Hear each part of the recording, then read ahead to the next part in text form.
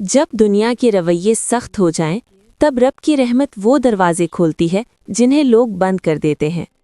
बहुत पुराने ज़माने की बात है। एक सहराई बस्ती में आलिया नाम की यतीम लड़की रहती थी। वालिदैन के इंतकाल के बाद वो अपनी सख्त मिजाज खाला के साथ रहने लगी। खाला उसे सबसे मुश्किल काम देती, कभी आराम न करने देती और हमेशा उस पर गुस्सा करती। आलिया सुबह सूरज निकलने से पहले घर साफ करती, कुएं से भारी मटके भर कर लाती, सबके लिए खाना पकाती और दिन भर मेहनत करती। इसके बावजूद खाला हर बात पर उसे डांट देती। आलिया अक्सर रातों को चुपके चुपके रो लेती, मगर उसके दिल में हमेशा यही दुआ रहती, अल्लाह मेरे लिए काफ़ी है। एक शाम जब आलिया घर के बाहर आंसू पोंछ रही थी, एक बूढ़े मुसाफिर शेख यूसुफ वहां से गुजरे।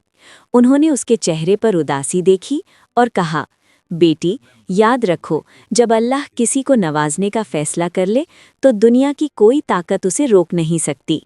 फिर उन्होंने उसे कुरान का एक बाबरकत वजीफ़ा बताया, सूरतुल क़द्र। उन्होंने कहा, हर रात सूरतुल क़द्र 11 मरतबा पढ़ा करो। ये सूरत छुपी हुई बरकतें, इज़्ज़त, रिज़्क़ और लोगों के दिलों में मोहब्बत पैदा करती है। आलिया ने यकीन के साथ ये वजीफ़ा शुरू कर दिया। कुछ ही दिनों में उसकी ज़िंदगी बदलने लगी। खाला का रवैया नरम पड़ने लगा और लोग आलिया के अखलाक और सब्र को देखकर मुतासिर होने लगे। एक दिन कबीले की दौलतमंद खातून ने आलिया को एक बूढ़ी औरत की मदद करते देखा।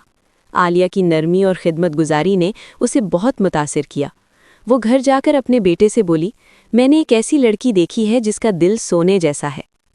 कुछ दिन बाद वो खातून आलिया के घर आई और कहा, मैं आलिया का रिश्ता लेने आई हूँ। मेरा बेटा ऐसी नेक और पाक दिल लड़की से शादी करके फ़ख्र महसूस करेगा। आलिया हैरान रह गई। खाला ने शर्मिंदगी से सर झुका लिया। ये सब उस रब का फैसला था जिसे कोई रोक नहीं सकता था। जल्द ही आलिया एक मुअज़्ज़िज़ और दौलतमंद घराने की दुल्हन बन गई। लोग कहते थे, जब अल्लाह देता है तो बेहिसाब देता है, कोई उसकी बरकतों को रोक नहीं सकता।